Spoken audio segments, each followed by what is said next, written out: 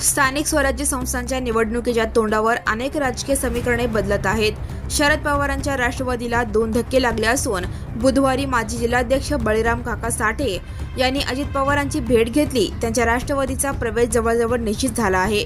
परंतु गुरुवारी दुसऱ्या दिवशी शहराचे अध्यक्ष सुधीर खरटमल यांनी आपल्या शहराध्यक्षपदाचा राजीनामा देऊन मुंबईमध्ये अजित पवार यांच्या उपस्थितीत राष्ट्रवादी काँग्रेस पक्षात प्रवेश करत घड्याळ हाती बांधले.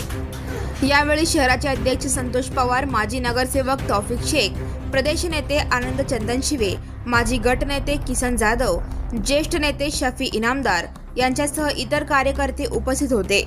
मागील महिन्यात राज्याचे कृषी मंत्री दत्तात्रय भरणे हे सोलापूर दौऱ्यावर आले असताना याचवेळी खरटमल यांनी त्यांची भेट घेतली होती.